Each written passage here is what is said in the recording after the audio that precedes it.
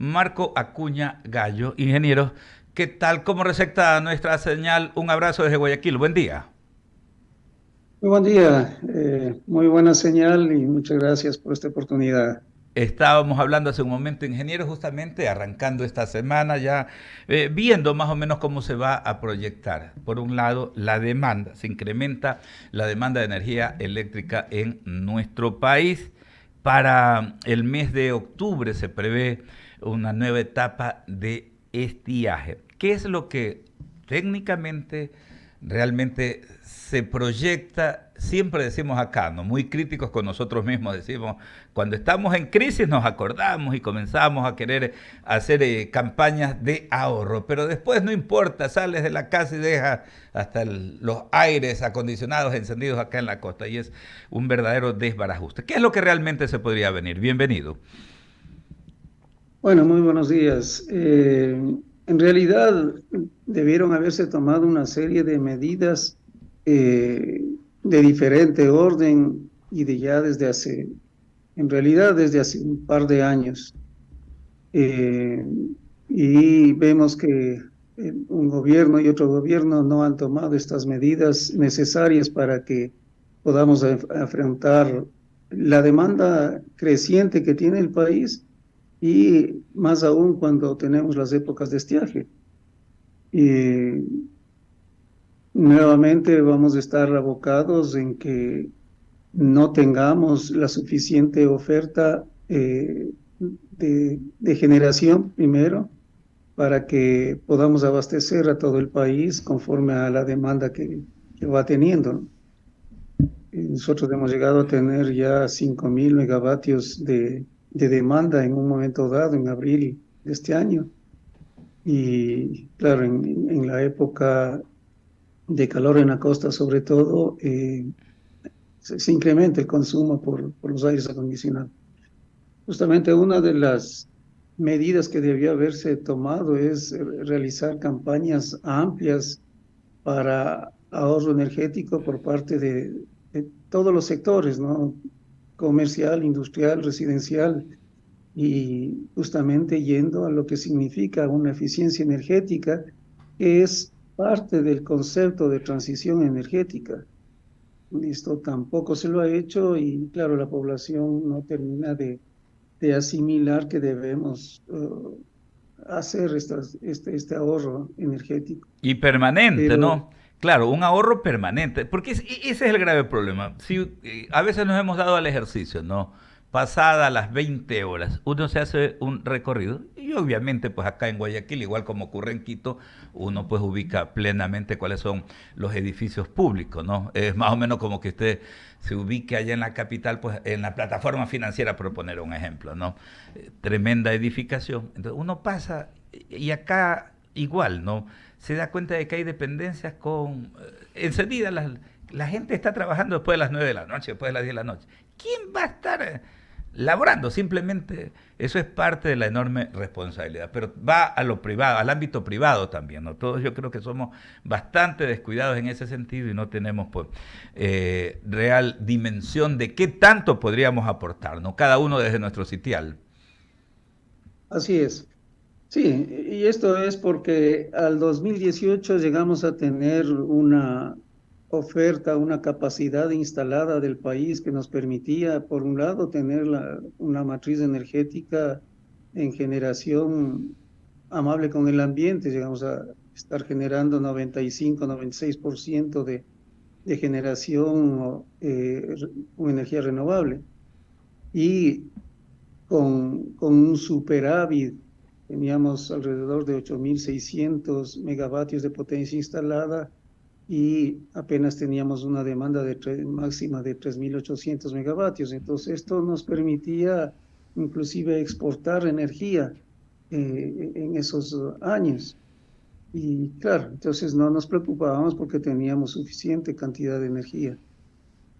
A medida que fueron pasando estos últimos años, dado que desde el gobierno realmente se neutralizó y se dejó de hacer todos los proyectos que estaban previstos dentro del Plan Maestro de Electrificación, y ni siquiera se llegó realizó los mantenimientos adecuados en todas las plantas de generación, tanto térmicas como hidroeléctricas, hizo que más bien en vez de crecer esta capacidad disponible de generación, eh, tengamos una menor capacidad de generación. Y eso al ser incrementada la demanda, por el otro lado, entonces llegamos a un shock en lo cual tenemos la crisis en la que estamos actualmente, ¿no? Claro, y siempre Y tenemos que estar apagando es los incendios, nada más, ¿no? O sea, tenemos que ahorita estar viendo de qué manera podemos suplir la emergencia que se podría dar. Ahora, con la contratación de esta barcaza turca, ¿no? Que ya se está ubicando acá, pues en el sector sur de la ciudad, acá en Guayaquil, con esta adjudicación que se ha dado este fin de semana de un contrato adicional de energía térmica, de acuerdo a lo que informaba el ministro Antonio Goncalves, veo que están sumando un total de 341 megavatios, de acuerdo a la propia información oficial, ¿no? Básicamente, ¿cuál sería el déficit que tendríamos? el déficit, ¿Y qué más técnicamente se podría recomendar hacer para suplir ese déficit? el déficit total de energía se calcula en 1.100 megavatios en el momento en que existe el estiaje y que se tiene una máxima demanda. Esto quiere decir que deberíamos tener una generación que supla esta, este déficit. Desde 2023 se comenzaron a hacer concesiones, se hicieron concesiones para eh, el proyecto fotovoltaico del Aromo, del Lillonaco 3, eh, son de 200 megavatios, de 115 megavatios, y sin embargo hasta la fecha de hoy no se inicia siquiera la construcción. Igualmente, se hicieron el último día de gobierno del anterior gobierno, se hicieron 8 concesiones de un paquete de 500 megavatios y que tampoco hay ninguna, absolutamente ninguna generación. Todos estos hechos dentro del esquema de alianzas público-privadas y proyectos públicos de selección.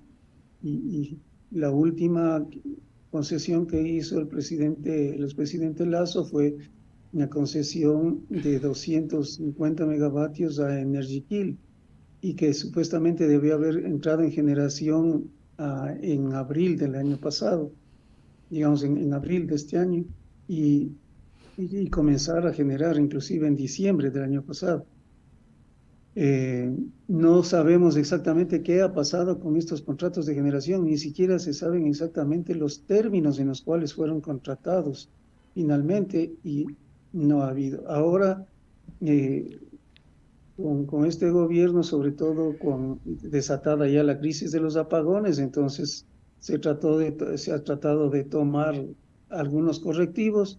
Se dijo que se iba a contratar energía en tierra, que esa era la prioridad, energía térmica en tierra para darle soporte. Debía ser alrededor de 450 megavatios contratados. Esto no ha ocurrido y en estos últimos, como usted bien dice, a último rato, ya al susto diría yo, bajo un esquema total de emergencia, se ha contratado finalmente las barcazas, que era la última opción, y se ha contratado como primera opción las barcazas que, o sea, significan un oneroso costo para el país, tanto por la contratación de estos 114.3 millones para 18 meses aproximadamente y que estarían conectándose en las dos clusas. El costo por kilovatio hora variará dependiendo de las condiciones en las que se den y dependiendo también del el formato final que se dé a la contratación de, de esta barcaza y justamente de la energía que nos estaría entregando, Correcto. llegando aquí Claro que probablemente sí. hasta 38 centavos el kilovatio hora. Correcto. Conversamos a esta hora con el presidente del Colegio de Ingenieros Eléctricos y Electrónicos de nuestro país, Verónica Landeta, con otras inquietudes. Ingeniero, muchos empresarios dicen que no hay peor cosa que, no hay algo más caro que el dinero que no existe. Entonces, aquí podríamos decir que no hay algo más caro que la energía que definitivamente podríamos generar por cualquiera de estas alternativas que obviamente pues estamos viendo que definitivamente se van a poner en operación.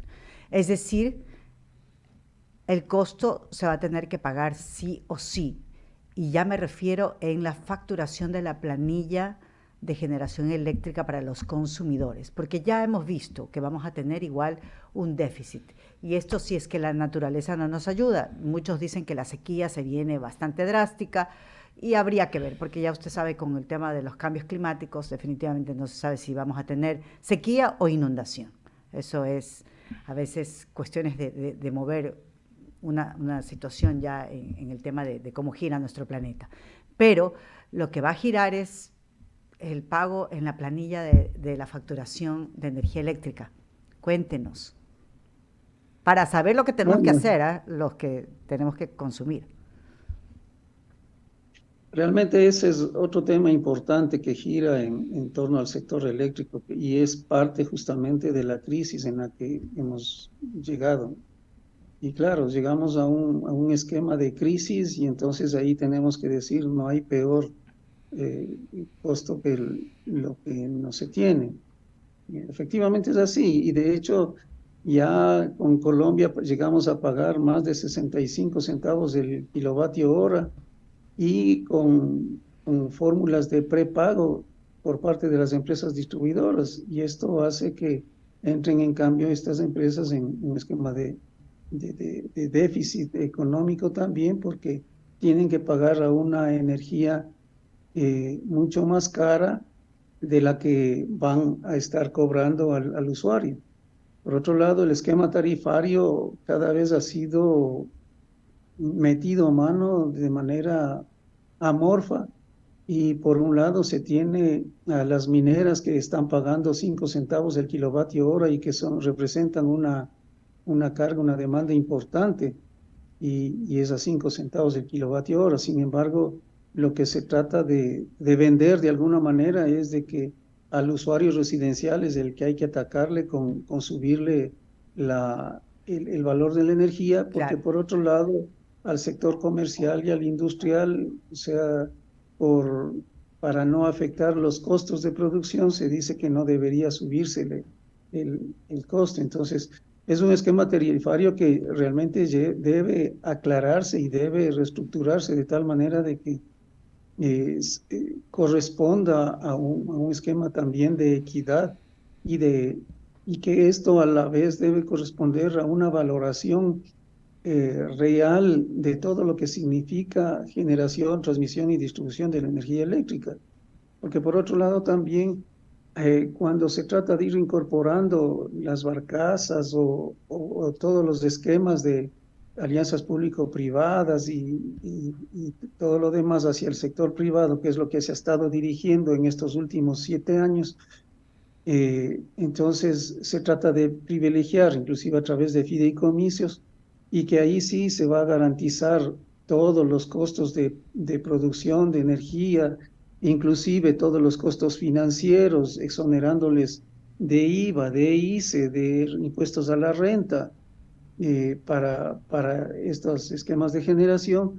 Y cuando es de reconocerle al Estado, de reconocerle a CELEC que tiene administrando todo el sistema eléctrico ecuatoriano en cuanto a generación, un gran porcentaje, no se le reconoce los debidos costos a CELEC para que pueda seguir implementando y haciendo los mantenimientos y las reposiciones necesarias de todo el parque eléctrico del Ecuador.